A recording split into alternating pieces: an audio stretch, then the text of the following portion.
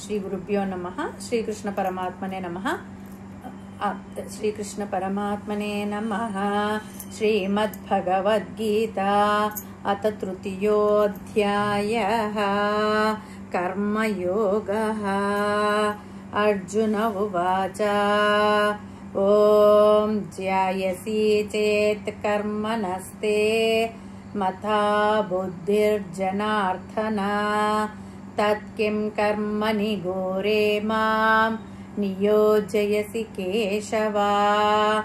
అంటే 3వ అధ్యాయం పేరు కర్మయోగము. కర్మయోగంలో అర్జునుడు పరమాత్మను అడుగుతున్నాడు ఏమని?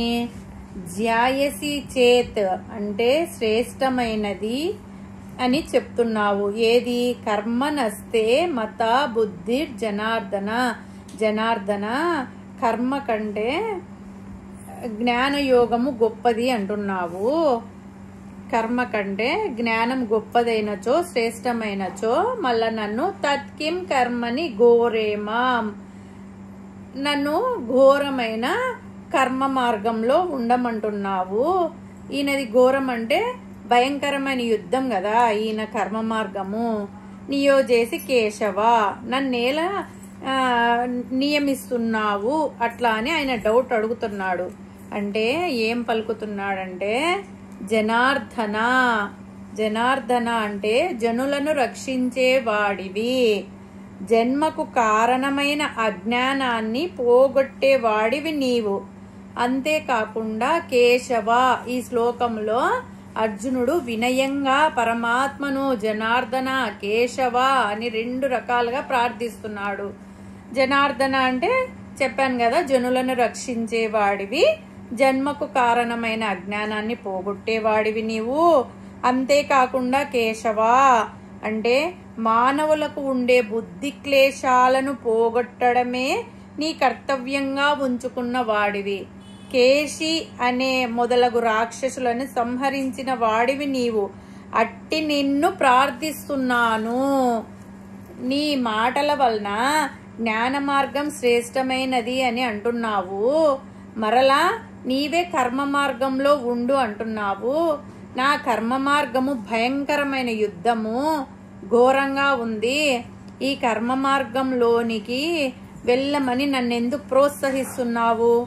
అర్జునుడికి పరమాత్మ నిర్దేశించిన కర్మ ఘోరమైతే కావచ్చు, యుద్ధం కాబట్టి అది అతని స్వధర్మం అది అని ఈ ఉపదేశం అర్జునుడికి మాత్రమే చేయలేదు.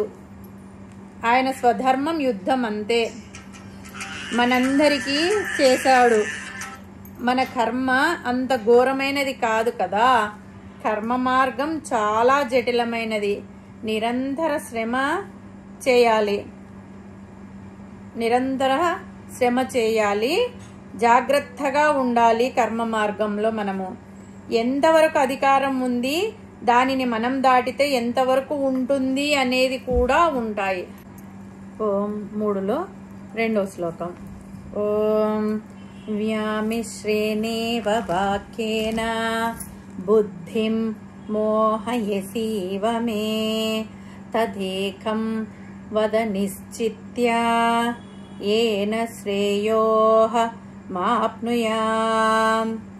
అంటే అర్జునుడు పరమాత్మను అడుగుతున్నాడు ఏమని? వ్యామిశ్రేణేవ అంటే కలగాపులగంగా ఉన్న, వాక్యేన నీ మాటలతో,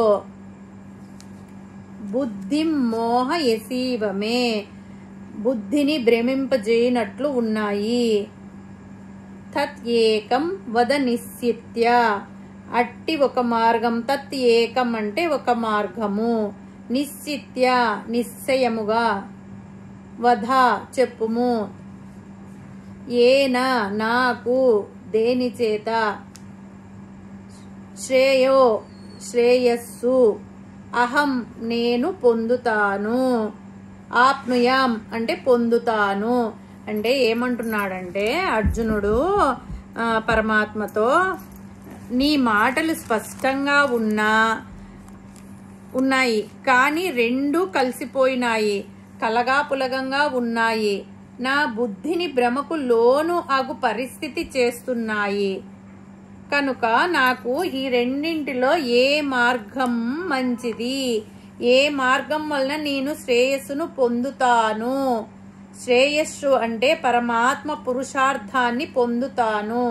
ఏ మార్గంలో ఉత్తమమైన ఫలితాన్ని పొందుతాను, నీవు నాకు నిశ్చయంగా తేల్చి చెప్పు, నా ఈ సందేహాన్ని తొలగించు అని అర్జునుడు ప్రార్థించాడు వినయంగా పరమాత్మను. మన అందరి తరఫున కూడా అర్జునుడు ప్రార్థించాడు. ఎందుకంటే మనకు కూడా విన్నప్పుడు పరమాత్మ మాటలు, పరమాత్మ వాక్యాలు స్పష్టంగా ఉన్నా మన మనస్సులో సమతాభావన పూర్వకమైన సత్కర్మాచరణ చేసుకొని మనస్సును శుద్ధం చేసుకొని తత్వజ్ఞానానికి కావలసిన మార్గాన్ని సిద్ధం చేసుకొని రాగద్వేషాలను పూర్తిగా వదులుకొని జాగ్రత్తగా తత్వజ్ఞానం వైపు పరమాత్మ చెప్పినట్లు నడుచుకున్నా మనకు అర్థం అయినప్పటికీ మనం ఎక్కడ ఉన్నాము, ఎక్కడ ఉండాలి అని మనకు కూడా సందేహం ఉన్నందువలన తత్వజ్ఞానం వైపు ప్రయత్నం చేయాలా లేక కర్మ మార్గం వైపు ప్రయత్నం చేయాలా, నడవాలా అని మనందరి తరఫున అర్జునుడు అడుగుతున్నాడు. ఈ సందేహాన్ని తీర్చమని పరమాత్మను ప్రార్థన చేశాడు. దీనికి పరమాత్మ చాలా విస్తృతమైన సత్కర్మాచరణను సాధనలో ప్రారంభ స్థితిలో ఉండే సాధకుడు ఎలా చెయ్యాలి, ఎందుకు చేయాలి అనేది ఈ 2 అధ్యాయాలలో అంటే 3వ అధ్యాయం 4వ అధ్యాయంలో వివరించబోతున్నాడు. ఈ అధ్యాయంలో నిరూపించబోతున్నాడు. అందుకని ఈ అధ్యాయానికి కర్మయోగము అని కూడా వచ్చింది. హరి ఓం తత్సత్.